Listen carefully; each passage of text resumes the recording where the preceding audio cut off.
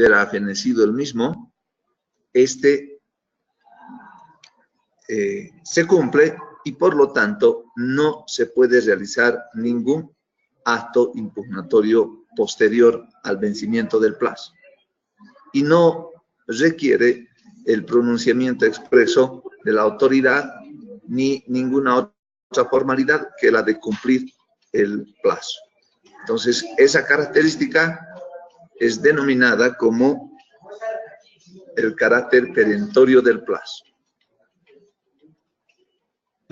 Otra segunda característica, se presenta el recurso procesal de manera escrita y con el debido fundamento. Eso se ha revisado en su oportunidad y se dijo de que el alma mater, la esencia misma del medio de impugnación, en este caso del recurso procesal, es el fundamento. Asimismo, en algunos casos se exige acompañar algún tipo de documentación o cumplir ciertas formalidades. Esos son los requisitos que se exige para la presentación del recurso procesal como tal. Una tercera característica del recurso procesal es de que se presenta ante el mismo juez o tribunal que dictó la resolución. Está la resolución recurrida. Y excepcionalmente, directamente ante el juez o tribunal al que corresponde conocer del recurso. La regla general es de que el mismo juez que dictó la resolución, que es objeto de la impugnación, será el que deba admitir el recurso contra su propia resolución. Y es este juez el que determinará la remisión del recurso ante el superior en grado, ante el juez o tribunal ad quem o superior en grado.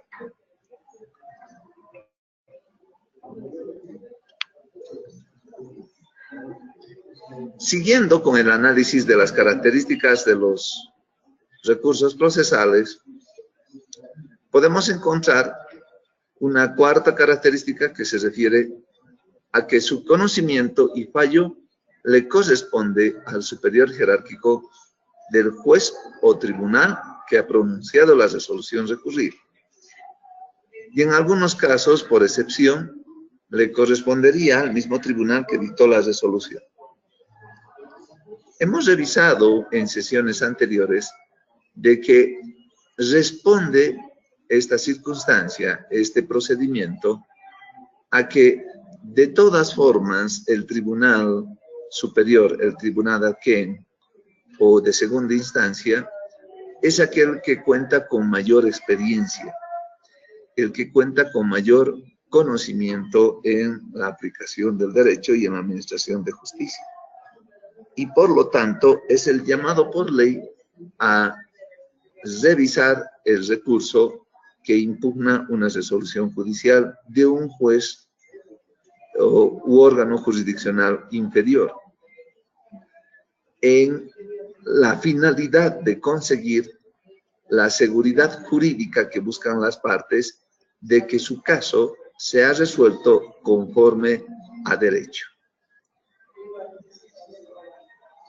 Una quinta característica general de los recursos procesales ha de establecerse como aquel que se interponen para impugnar resoluciones que no están firmes.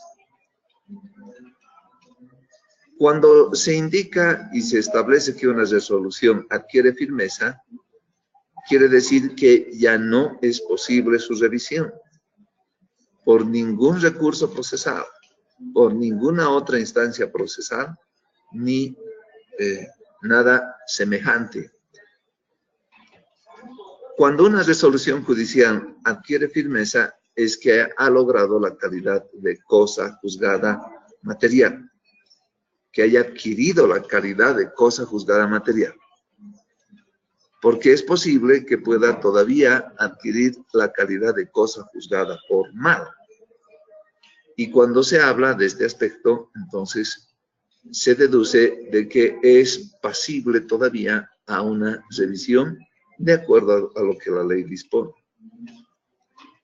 Entonces, siempre los recursos procesales estarán dirigidos contra resoluciones que la ley ha determinado que puedan ser revisadas y que no adquieren firmeza, que no se han ejecutado, o si es que lo están haciendo, pueden ser objeto de su revocatoria.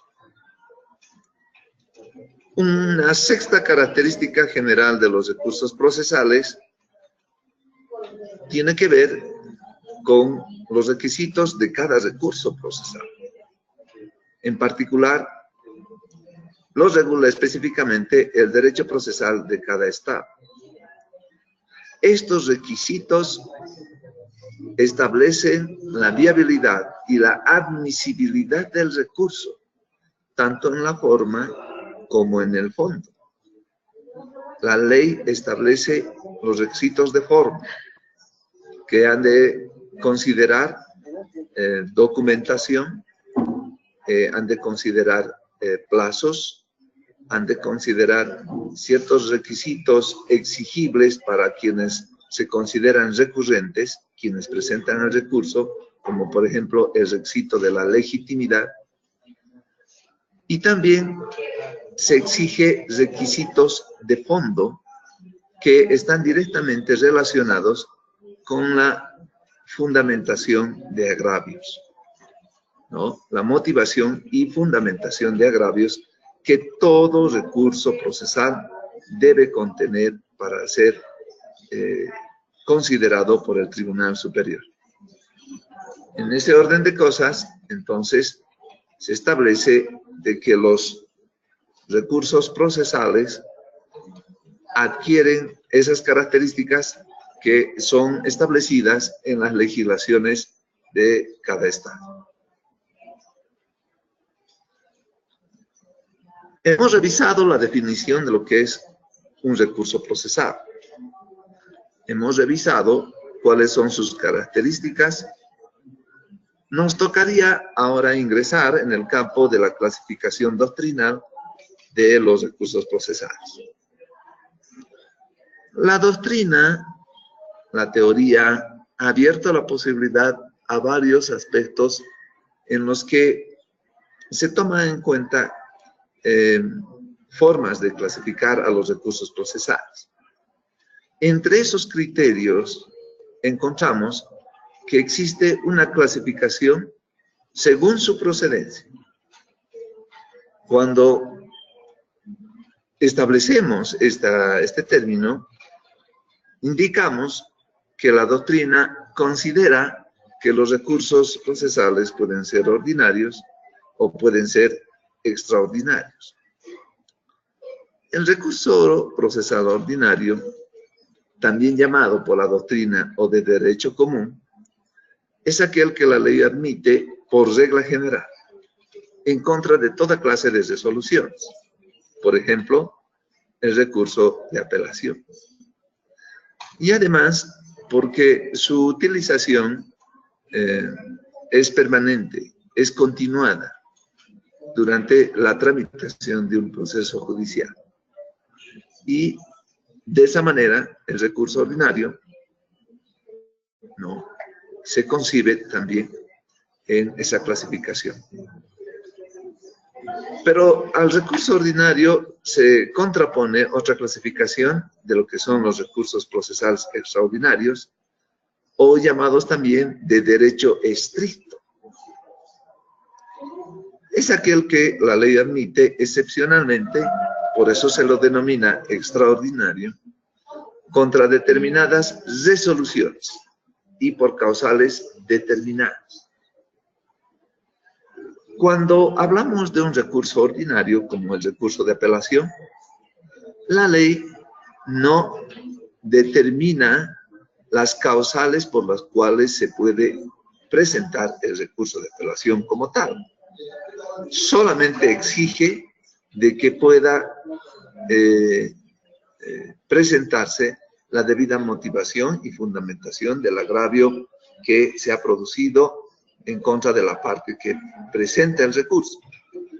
En cambio, en un recurso extraordinario, la ley es la que determina las causales por las cuales este recurso pueda ser presentado. Y si no ingresa dentro de esas causales, no será admitido como tal. Entonces, generalmente se trata de recursos de derecho, como lo llama la teoría, ¿no? Que van a ingresar a la consideración y el análisis de lo que es el derecho. Por ejemplo, en este grupo se encuentra el recurso de casación o el recurso de nulidad, según algunas otras legislaciones, el recurso de revisión extraordinaria de sentencia.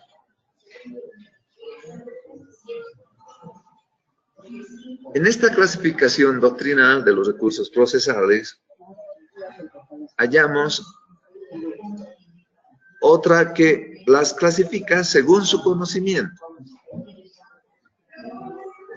Y nos dice, los recursos pueden ser considerados por vía de retractación y no devolutivo. Esa clasificación indica que es aquel que conoce el mismo juez el recurso o tribunal que dictó la resolución recurrida. En la doctrina también se la conoce bajo la denominación de remedio judicial. Por ejemplo, en este grupo se encuentra el recurso de reposición, que su efecto es de que el mismo juez que ha dictado la resolución que es objeto de impugnación es el que debe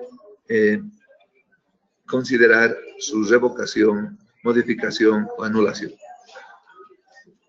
Y en el otro grupo de la clasificación de los recursos procesales según su conocimiento, se encuentran los recursos por vía de reforma o devolutivo. Es aquel que conoce el superior jerárquico del juez o tribunal que pronunció la resolución recurrida.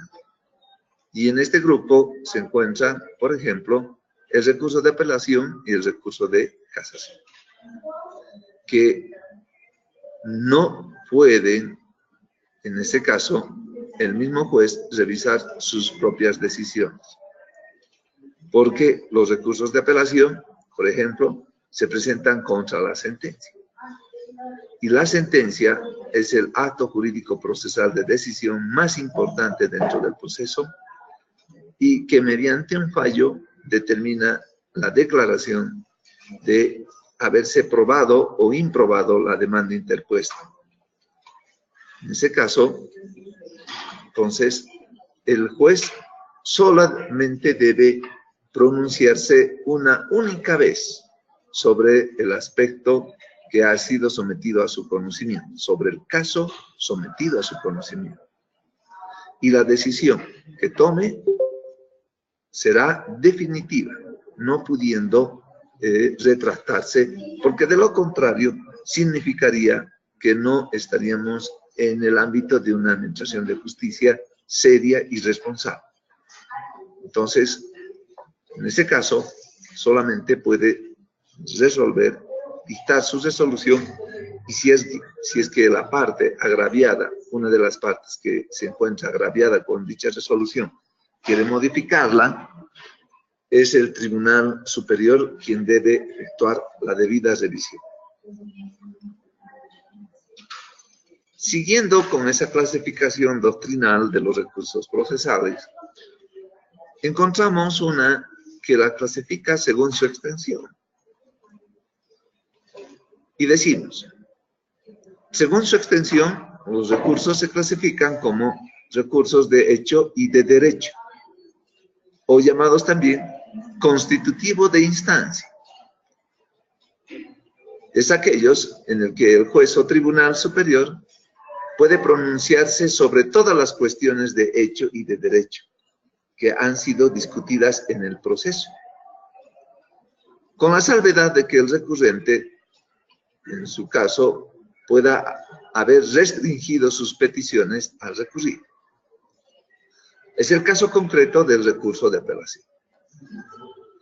Y en la otra clasificación están los recursos de derecho única y específicamente. Y es aquel que tiene por objeto la correcta aplicación del derecho. Y por lo tanto, no constituye instancia. Y por tanto, en su resolución el juez o tribunal está limitado por los hechos, tal como han sido establecidos o probados en el respectivo juicio o proceso. Es el caso del recurso de casación o recurso de nulidad. Hay que recordar que hemos indicado, la ley establece el poder, que el proceso tiene dos instancias. Y en ese caso, la segunda instancia se abre con el recurso de apelación y se consideraría una instancia porque con el recurso de apelación podemos todavía presentar nuevos medios probatorios. Podemos todavía alegar hechos o causas nuevas dentro del proceso, que pueden ser de conocimiento del Tribunal Superior para que emita una resolución al respecto. Entonces, cabe reiterar de que es posible todavía seguir discutiendo algunos aspectos en segunda instancia a través del recurso de apelación. Lo que no ocurre con el recurso de casación, por ejemplo, que no constituye una instancia, no sería una tercera instancia en el proceso. No, desde ningún punto de vista. Porque su finalidad es que se aplique correcta y con justicia el derecho. Entonces, en ese sentido, se limita a revisar lo que se ha realizado en primera instancia, que sería desde la demanda hasta la sentencia.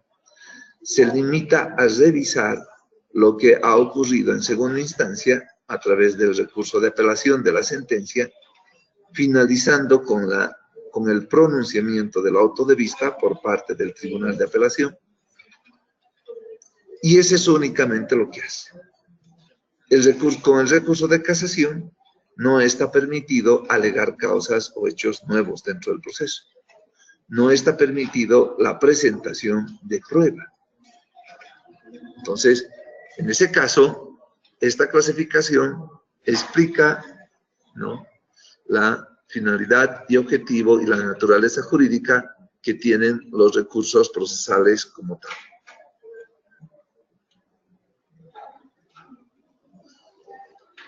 En nuestro actual Código Procesal Civil no se habla de esa clasificación tal como lo hemos expresado hace un momento atrás.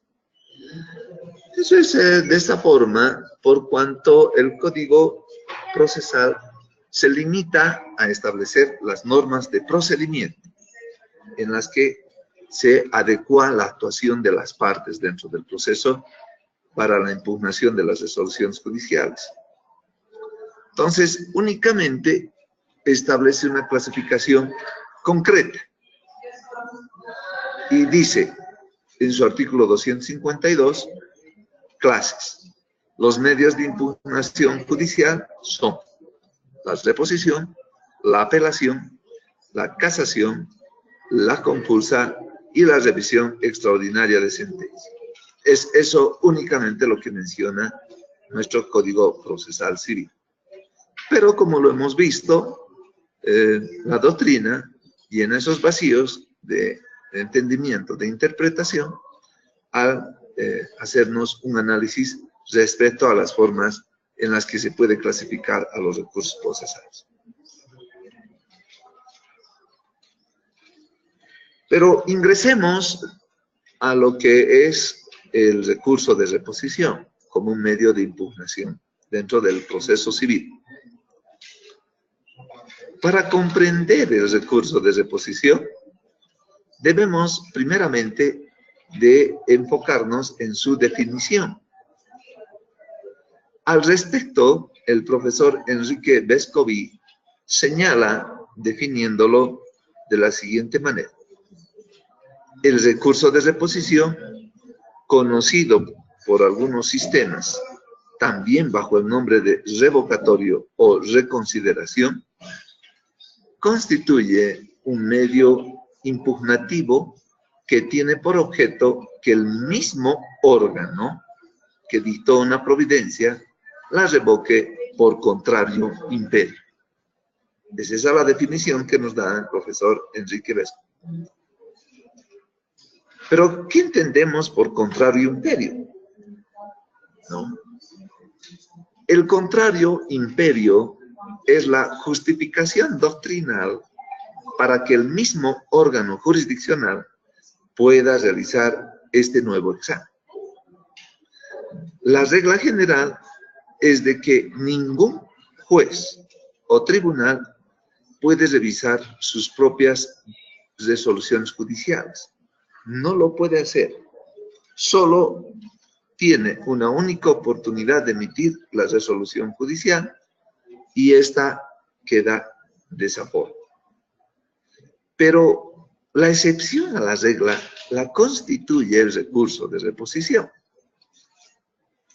y a través de lo que se denomina como el contrario imperio.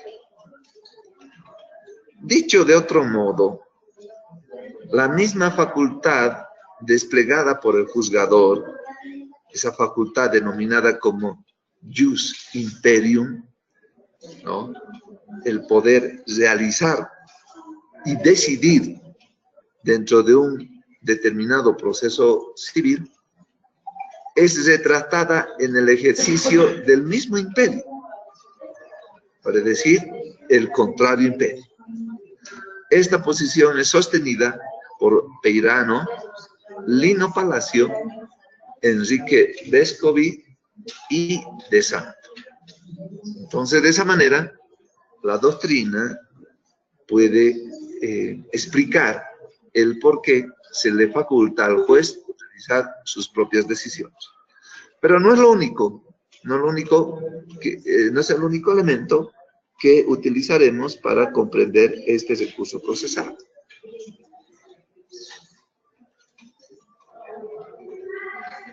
El recurso de reposición, nos dice el artículo 253, procederá contra las providencias y autos interlocutorios con objeto de que la autoridad judicial, advertida de su error, los modifique, deje sin efecto o anule.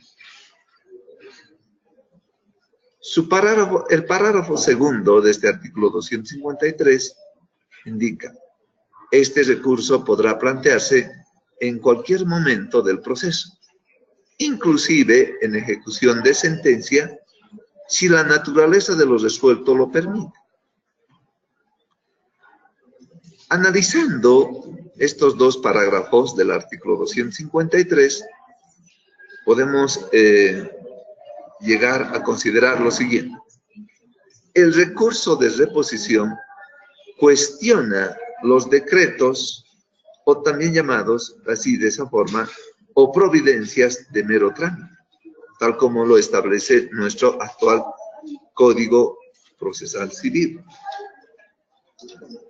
¿no? En lo que se establece a partir del artículo 209, que nos habla acerca de las providencias.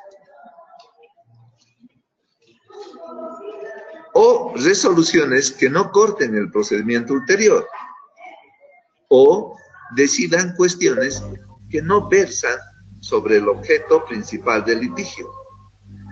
Entonces, en este caso, tomemos en cuenta de que el recurso de reposición, ¿no?, en teoría, está dirigido a impugnar una resolución como un decreto o una providencia que establece una discusión menor dentro del proceso.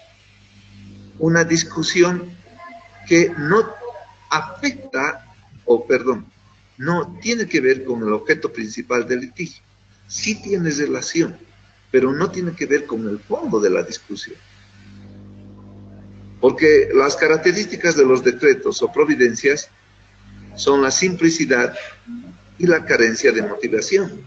Y eso lo dice específicamente el artículo 209, cuando indica de que las providencias solo tenderán al desarrollo del proceso y ordenarán actos de mera ejecución. Entonces, las providencias son resoluciones que ayudan a la continuidad del proceso, ayudan a su trámite. Y ya lo dice, ordenan actos de mera ejecución. Inclusive, existen providencias en las que únicamente existen 2 o 3 palabras para ayudar al desarrollo del proceso.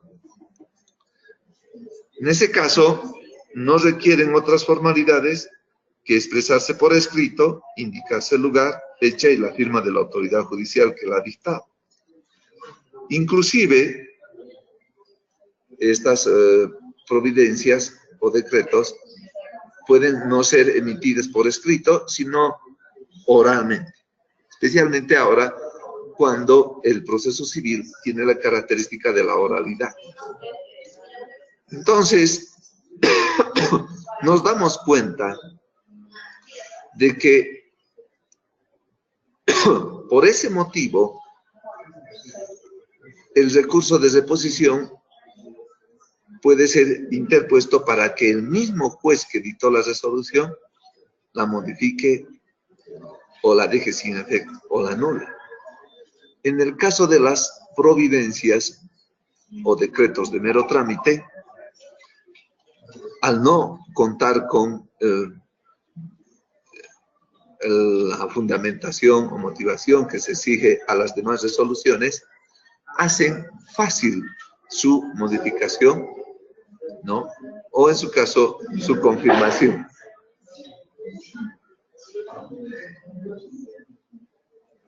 El párrafo 2 del artículo 253 nos dice: este recurso podrá plantearse en cualquier momento del proceso, inclusive en ejecución de sentencia, si la naturaleza de lo resuelto lo permite. Entonces, esa es la única condición que se pone para que ésta pueda ser presentada en ejecución de sentencia. Continuando con lo que es el recurso de reposición, vayamos a revisar cuál es el procedimiento. El artículo 254 nos dice lo siguiente: este recurso se interpondrá verbalmente en la audiencia. Esto se ha regulado de esta manera porque actualmente el proceso civil oral consta en su magnitud en su tramitación de 2 audiencias, una audiencia preliminar y una audiencia complementaria. Al término de las audiencias, el juez, si es que se ha resuelto todo, se ha producido toda la prueba y se han agotado las discusiones, tendrá que dictar sentencia inmediatamente. Entonces, la posibilidad de interponer verbalmente este recurso está abierta a raíz del artículo 254, párrafo primero. O también puede ser interpuesta por escrito, fundamentado en el plazo de 3 días, contados a partir de la notificación con la providencia o auto interlocutorio. En este último caso, siempre que no hubieran sido dictadas en audiencia. Esto nos hace ver de que el recurso de reposición no exige un riguroso formalismo para alcanzar sus propósitos. Vale decir, la misma regla le es aplicable a la resolución que lo provee, ¿no? Puede ser interpuesto, lo reiteramos, de manera verbal, si se da en audiencia, y se resuelve de inmediato sin suspender la audiencia. Cuando estamos en uno de estos actuados orales, entonces, simplemente podemos hacer mención de su interposición, una motivación o fundamentación rápida que ayude a comprender el por qué se está interponiendo este recurso y será suficiente para que el juez, al ser presentado como tal, lo resuelva.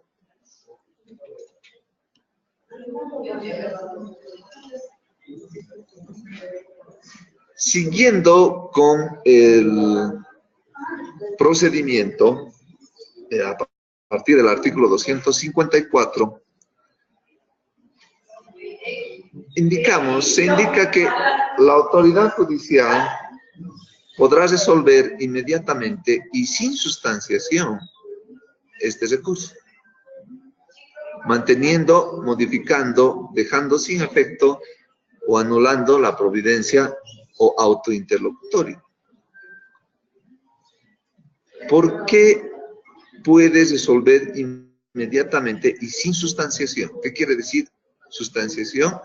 Sin la necesaria fundamentación o motivación de la resolución que resuelva el recurso. Esto tratándose específicamente por las providencias o decretos de mero trámite, que no requiere esta circunstancia. Por ejemplo, una providencia o un decreto que haya dispuesto, por ejemplo, una audiencia en un día determinado que no resulta ser hábil, sino inhábil, se interpone el recurso de reposición y no es necesario ni siquiera correr en traslado a la parte contraria por el principio de contradicción, sino que el juez lo resuelve inmediatamente de advertido su error y no requiere mayor fundamentación que la corrección del acto procesal recurrido.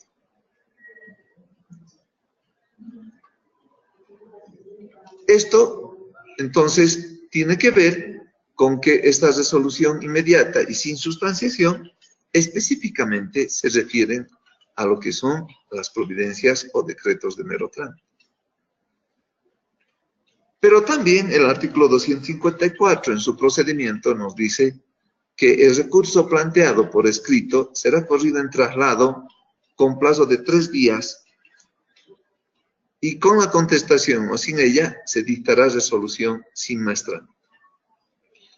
Este segundo caso tiene que ver con con que se interponga el recurso de reposición en contra de un auto interlocutor. Los autos interlocutorios resuelven cuestiones que se han suscitado dentro del proceso. ¿Cuáles son esas cuestiones que pueden presentarse?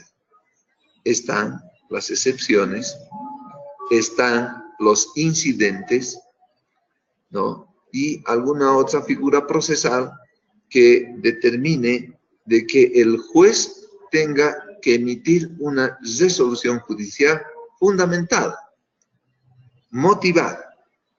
Y eso lo expresa de manera clara y concreta el artículo 210 del nuevo Código Procesal Civil, que dice que los autos interlocutorios resolverán cuestiones que se suscitaren durante la tramitación del proceso y deberán contener la precisión del objeto de la decisión, los fundamentos jurídicos y la decisión expresa, positiva y precisa de las cuestiones planteadas. Entonces, ¿qué quiere decir esto? Que al haber sido dictado el auto interlocutorio de esa manera, entonces es imprescindible, es ineludible que el juez, al conocer del recurso de reposición, corra en traslado a la parte contraria para que ésta la conteste. Y habiéndola contestado, entonces dictará la resolución sin otro trámite posterior. Aquí rige el principio de contradicción, por el cual las partes tienen todo el derecho a exponer sus argumentos y rebatir los contrarios. De todo esto también podemos ver de que el recurso de reposición y la resolución, mejor dicho, del recurso de reposición, adopta distintas formas que tienen que ver con el tipo de vicio o error advertido en la resolución judicial impugnada. Por ejemplo, si la resolución judicial que se dictó tiene una equivocación, puede esta modificarse. Si no la tiene, se la corrobora, se la confirma como tal. Si se advierte el error, entonces se la modifica. Si la resolución judicial contiene un error o un vicio, un error que afecta a toda la resolución como tal, se la deja sin efecto y se dictará otra resolución. En este caso, un auto. Pero si la resolución recurrida contiene vicios, ha sido dictada con vicios procesales que deben ser saneados, constituyéndose un aspecto que el juez no puede soslayar, no puede confirmar, no puede corroborar. En ese caso, tratándose de ese vicio procesal, aplicará la anulación y anulará, ¿no?, la providencia o el auto interlocutorio que ha sido dictado con infracción a la norma procesal. Y además, es posible que en la anulación pueda inclusive abarcar otros vicios procesales hasta el más antiguo. Entonces, se retrotraerá procedimiento hasta llegar al vicio que ha originado todo y se anulará lo que corresponde, para que luego se continúe con el proceso con actos jurídicos procesales correctos y que no sean susceptibles de anulación.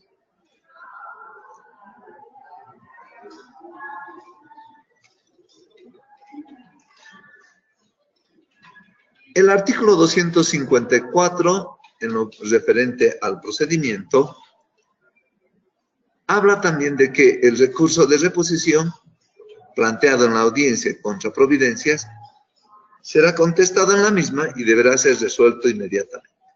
Bueno, lo que hemos dicho hace un momento atrás. Pero hace conocer también de que la apelación contra los autos interlocutorios podrá ser alternativa del recurso de reposición, debiendo deducir ambos recursos de manera conjunta. En el anterior Código de Procedimiento Civil, que ha sido dejado sin efecto por este nuevo Código Procesal, se conocía esta circunstancia como el recurso emergente. Pero acá, la última parte de la norma determina la posibilidad de la apelación contra únicamente autos interlocutorios y no así simples providencias, debiendo deducir ambos recursos de forma conjunta. ¿En qué caso esto se presenta? Si estamos presentando un recurso de reposición y tenemos la probabilidad de que el juez no modifique o deje sin efecto la resolución recurrida, que en este caso es un auto interlocutorio, y tenemos la probabilidad de que se confirme la resolución y no se nos haga valer este recurso de reposición, entonces su planteamiento tendrá que ser bajo alternativa de la apelación. De esa forma, vamos a tomar la previsión de que al no modificar la resolución impugnada por el mismo juez que la dictó, existiría la probabilidad de que con la apelación sí podamos conseguir su corrección ante el Tribunal Superior.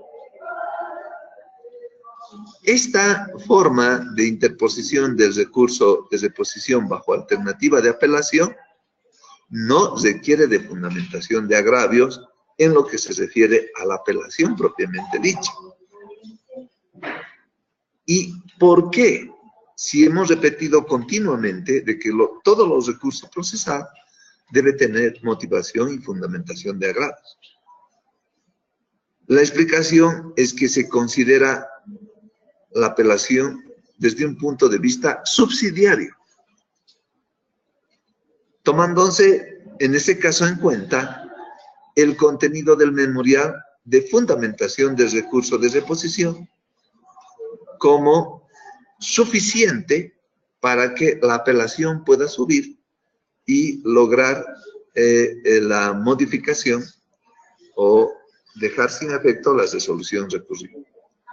Entonces, es recomendable de que cuando uno interpone un recurso de reposición bajo alternativa de apelación, pueda expresar de manera cabal, concreta y precisa los fundamentos del recurso interpuesto, del recurso de reposición interpuesto, porque habrá de establecerse que a lo mejor servirán como fundamento ante una apelación alternativa.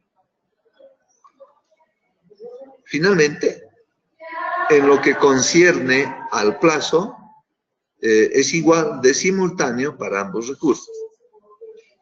Entonces, siendo la apelación subsidiaria, se va a acoger al plazo establecido para la presentación del recurso de reposición. Entonces, de esa manera, el plazo es simultáneo para ambos recursos.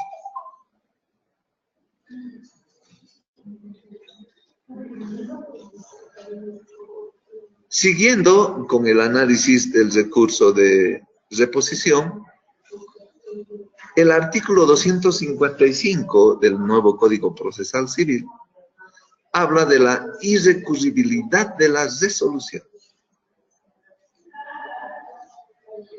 Hemos visto en anterior sesión y conforme en la revisión de la doctrina de que la regla general es de que toda resolución es susceptible de ser impugnada o cuando se presenta un recurso procesal se dice es susceptible de ser recurrida. Y específicamente lo dispone de esa manera el artículo 250 del nuevo Código Procesal Civil, que dice: las resoluciones judiciales son impugnables. Esa es la regla general. Pero el artículo 255, que estamos ahora en revisión, entra en la excepción. Y en la excepción prevista también en el artículo 250, cuando dice, salvo disposición expresa en contrario. Entonces, al indicarse que existiría una disposición expresa, es el caso concreto de este artículo 255, que dice de la siguiente forma: la resolución que modificar o dejar sin efecto la recurrida es inimpugnable, sin perjuicio de reproducir la cuestión objeto de la reposición, al recurrir de la sentencia o auto definitivo si fuera procedente. Analicemos un poco este aspecto. Cuando se indica que la resolución que modificare o dejare sin efecto la recurrida, es de que el mismo juez ha vuelto a revisar y ha dado curso a la reposición. Cuando se dice que se ha modificado la resolución recurrida, es que ha tomado una otra decisión. Entonces, o si la deja sin efecto, es que ha dictado una nueva resolución el mismo juez. La otra parte es probable de que presente por su parte un nuevo recurso de reposición e inclusive bajo alternativa de apelación. Pero en este caso, la ley es clara y dice que la resolución ya modificada o dejada sin efecto es inimpugnable, porque ya ha habido una segunda revisión efectuada al respecto. ¿Cuándo se puede dar curso al recurso de reposición bajo alternativa de apelación?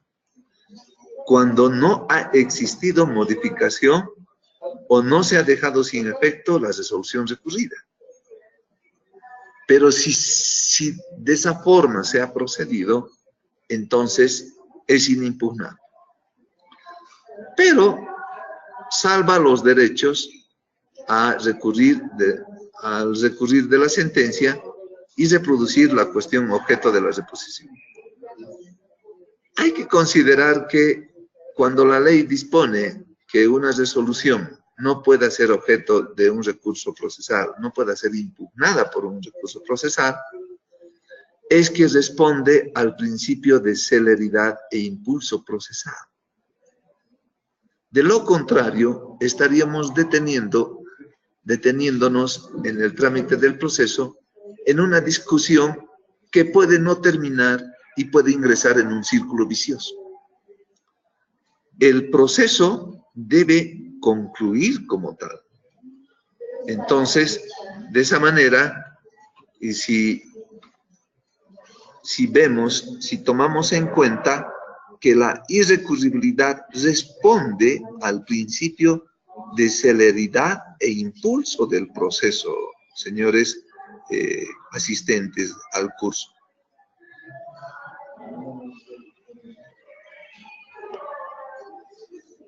Por cuanto no atenta al derecho a la impugnación de las partes, ¿no? Se ha dicho que la Constitución misma garantiza el principio de impugnación de las partes, que pueden impugnar toda resolución. No está atentando el que se declare irrecurrible una resolución. Ya se ha dado lugar a que pueda esta ser modificada y se lo ha hecho de esa forma. Es lo que dice el artículo 255. Entonces ya ha habido una resolución al respecto. Sino que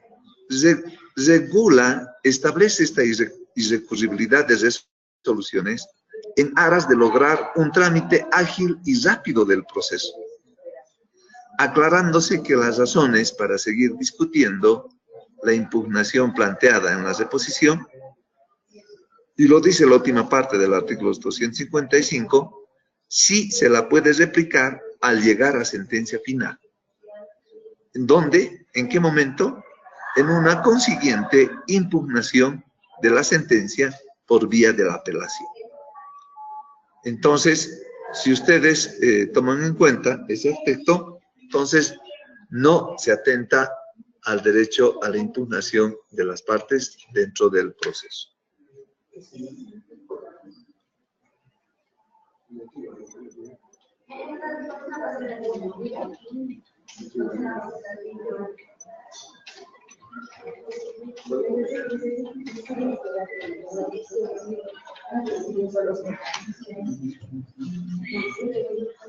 Bueno, con esto, con la consideración de este último artículo, habríamos culminado esta sesión correspondiente a la segunda semana del módulo 4 de los medios de impugnación. Y bueno, si es que hubiese alguna consulta, algún interrogante respecto a lo que estamos ahora atendiendo, que son específicamente los recursos procesales, entonces estoy dispuesto a absolver cualquier duda. Tienen la palabra, señores asistentes del presente módulo.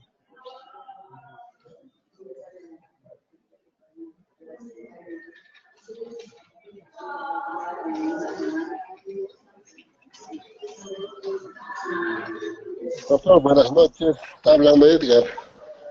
¿Cómo está, Edgar? Muy buenas noches. Tengo una duda, doctor, un poco tarde. No sé si es que nos podría explicar o explicarme a mí, por favor, sobre el trabajo y sobre el examen, cómo va a ser el modo de calificación, doctor. Necesito, por favor, quisiera saber. Muy bien.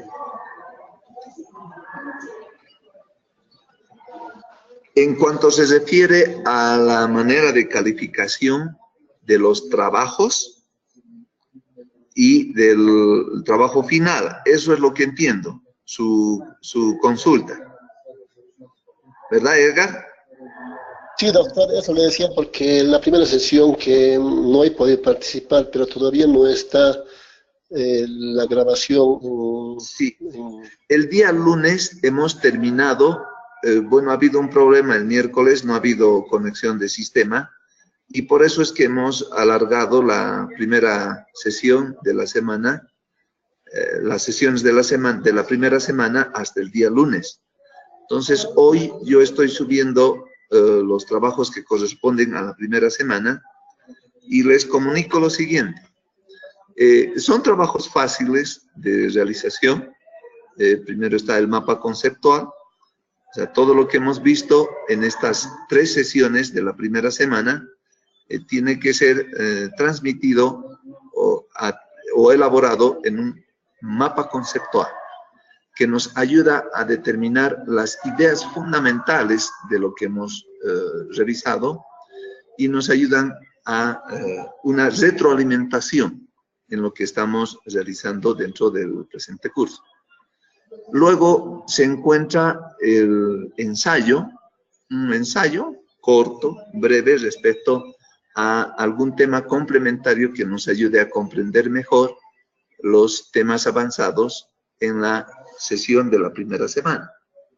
Y está el cuestionario, que debe ser respondido con preguntas que también son fáciles de responder si es que uno ha realizado la lectura de las diapositivas y de lo que corresponde a lo que es las disposiciones del Código Procesal Civil.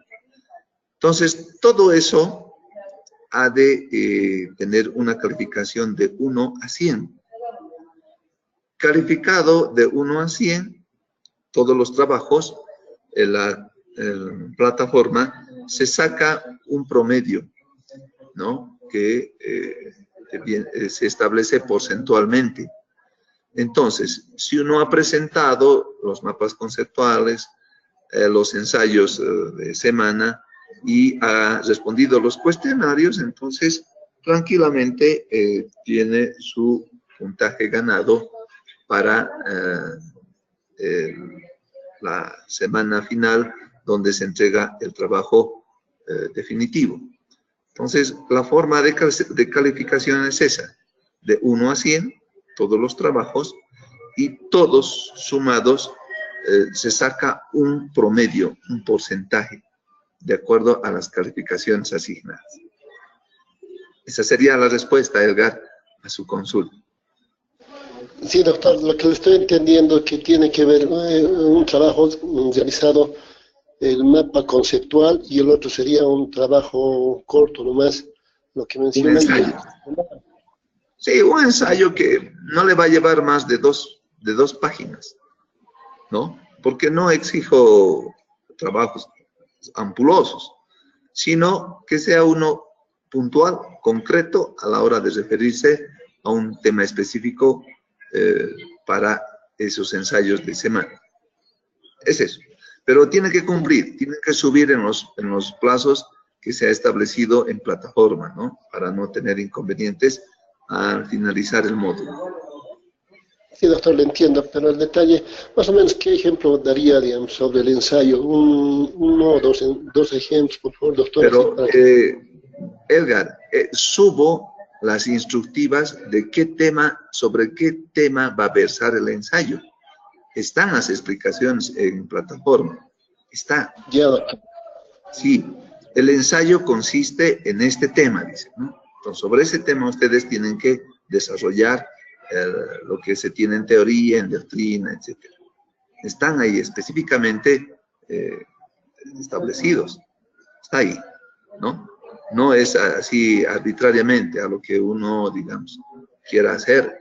Ya está dirigido el tema del ensayo y que tiene que ver con un aspecto complementario a lo que se ha llevado en la semana.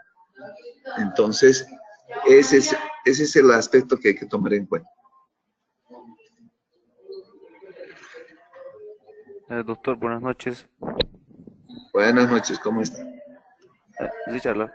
Doctor, una consulta, no sé si han subido a plataforma el material y tal vez les gustaría, doctor, también que se suban las diapositivas para los que no hemos podido pasar la anterior semana por situaciones de trabajo, para podernos retroalimentar, autocapacitarnos también y poder Sí, presentar los trabajos que nos va a solicitar. Por favor, les esta rogaría, noche, doctor. Richard, esta noche estoy enviando al ingeniero las diapositivas, el instructivo del mapa, del ensayo y el cuestionario. Entonces ustedes ya van a poder desarrollarlo a partir del día de mañana. Gracias, doctor, está bien. Muy bien, Richard.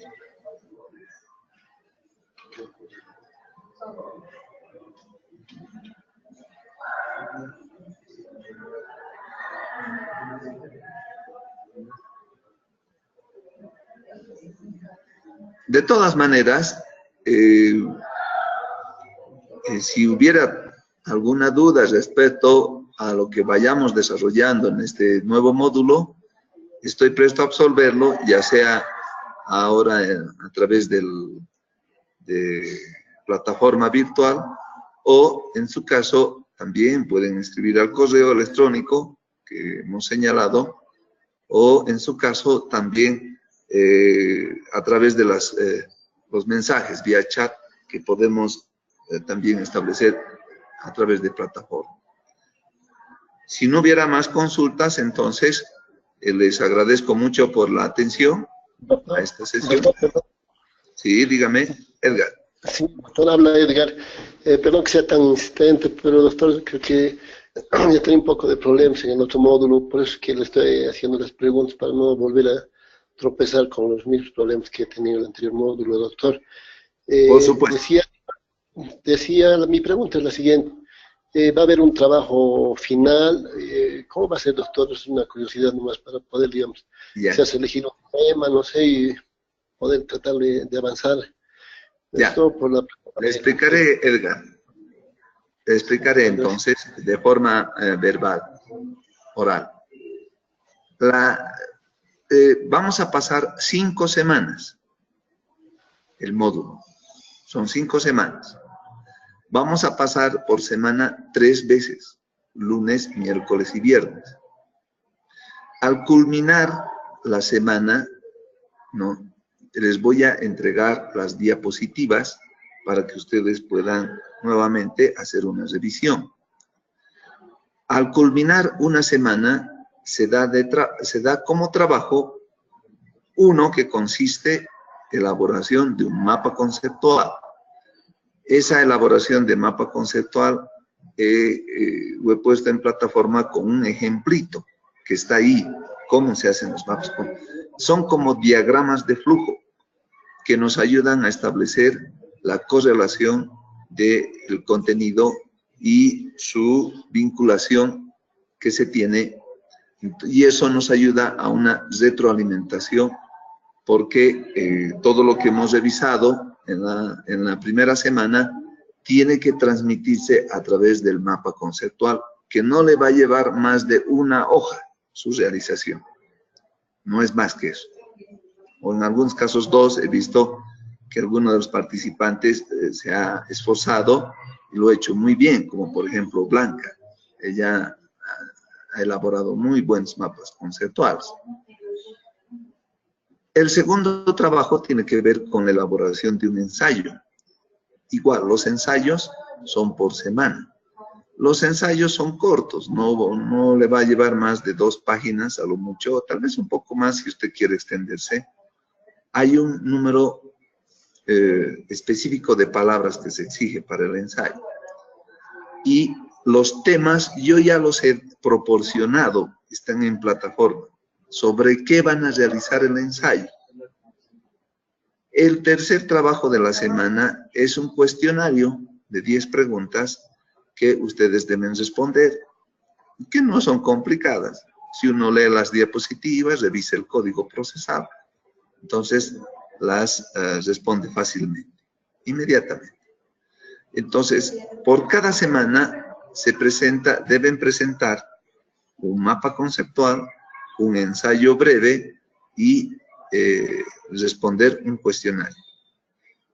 Tiene una finalidad aquello, mantener vigente los conocimientos que estamos desarrollando en el presente módulo. Al finalizar las semanas, una vez que se han entregado todos los trabajos por semana, esos 3 trabajos por semana, entonces se presenta un ensayo final que es un poco más amplio, similar a una monografía o tesina, pero mucho más corto, sobre un tema específico que ustedes pueden escoger, pero que tenga relación con el módulo que se ha llevado a efecto. Ese ensayo final lo vamos a revisar de forma oral en una clase presencial y va a tener un puntaje adecuado a la realización del trabajo y a la defensa que se tenga. Entonces, todos esos aspectos, Edgar, le pido tomar en cuenta por semana, por cada semana, ¿no? Entonces, usted tiene el plazo de una semana para realizar esos 3 trabajos. Y le diré, si uno se aplica, suficiente, uno o máximo 2 días para terminarlo todo. No es muy complicado. La idea aquí no es hacer complicaciones, sino retroalimentar el conocimiento que estamos desarrollando en el módulo. Nada más que eso. Esa sería la explicación, Edgar. Satisfecho, doctor, ya le he comprendido. Va a haber seguramente 5 trabajos, porque son 5 semanas, ¿no es verdad? Y un trabajo final que va a ser menos de una tesina, es lo que he explicado. Pero sin embargo, quería pedir un favor, no sé si habría, digamos, la oportunidad de que podamos reunirnos como en el otro módulo, personalmente un sábado, quizás fuese, Por supuesto, ¿no? por supuesto, Edgar. Vamos a tener una clase presencial que la vamos a fijar conjuntamente el ingeniero, ¿no? Vamos a ver esta circunstancia un poquito complicado. Hemos ingresado en una fase de periodo de Navidad, pero vamos a coordinar bien con el ingeniero Luis Pajari. Vamos a ingresar no solo 1, 2 veces vamos a ingresar para que podamos tener la clase presencial, ¿no? Pero Edgar, yo subo los trabajos ahora, entonces usted en el sistema va a ver que tiene un plazo para entregar esos trabajos. Entonces, tome apunte de aquello. Y si usted tiene alguna otra duda más, entonces yo estoy presto a absorberlo. Me puede llamar o nos comunicamos vía internet, ¿no? Usted me puede mandar inclusive su trabajo al correo electrónico que yo tengo. Revisamos, está bien, o hay que corregir algo y usted lo corrige y después lo sube a plataforma. Entonces, la idea de esto es ayudar para que todos puedan satisfactoriamente culminar los módulos sin mayores problemas. Lo único que les recomiendo es que no se descuiden, ¿no? Una cosa es, digamos, entregar el trabajo, tener algún inconveniente, pero otra circunstancia es no entregar absolutamente nada, ¿no? Eso ya son problemas, ¿no? Eso es el. Pero estoy presto a colaborar en todo lo que sea posible.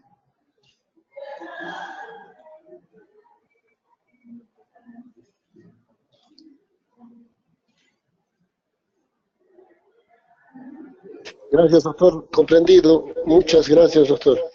No tiene por qué, Edgar. Muy bien. Deseo expresar buenas noches a todos ustedes. Nos estaríamos viendo el día viernes con la segunda sesión de la segunda semana de este módulo. Muchas gracias y muy buenas noches.